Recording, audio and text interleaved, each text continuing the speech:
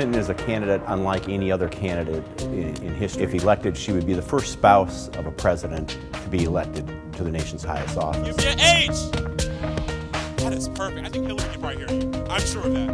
I was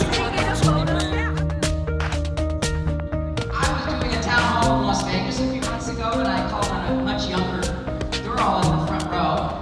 And she said to me, if you're a girl president, will you get paid the same as a boy president? You know, I had to think for a minute. Despite that distinction, her supporters say that's not her only qualification. Given her experience as First Lady when her husband Bill Clinton was president, her service in the United States Senate, and her service as Secretary of State under President Obama, her supporters make the case that there's never been a presidential candidate as well prepared for the job as Hillary Clinton. But not everyone believes a president is elected solely on their resume. Progressive Democrats, who call themselves the Democratic wing of the Democratic Party, have found a champion in Bernie Sanders, and he's been gaining strength in recent polls, which brings back a lot of bad memories for Hillary Clinton, who ran in 2008, was leading in the polls at this point, but came in third behind John Edwards and then Senator Barack Obama. This year, she's trying to leave nothing to chance. She's well financed, she's better organized than she was in 2008, and she probably has a more thorough organization than anybody in the state of Iowa at this point. And some people say she's a better candidate now, given her experience since 2008.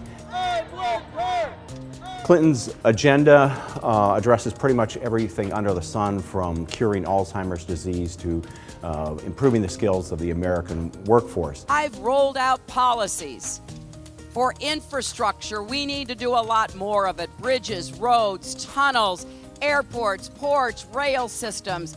And we can put so many Americans to work. Much of her agenda is building on what President Obama has done in his 2 terms in office. I will defend the Affordable Care Act. Other agenda items that she talks about are debt-free college for students who go to public universities and colleges, lowering taxes on the middle class. It is time that we begin to ask the wealthy to pay more. I want to close the carried interest loophole, and I want to cap the tax deductions that wealthy people can take. Clinton frequently talks about her foreign policy experience, something that no other candidate can match. I asked her what was the most important lesson she learned as Secretary of State. We have to work with our allies to conduct an air campaign that is aimed at supporting the Arab and Kurdish fighting forces. She said that it basically the importance of building relationships with people so that you can work together to solve problems. She has helped negotiate ceasefires in the Middle East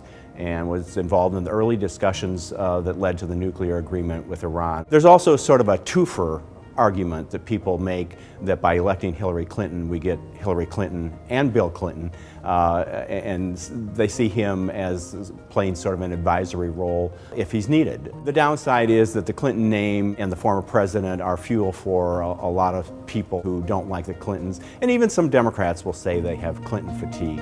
Still, Hillary Clinton generates a lot of enthusiasm, especially among women who want to see that glass ceiling broken. Her supporters are calling on Iowans to make history again in 2016 like they did in 2008 by supporting President Obama and sending him on the way to become the first black president of the United States.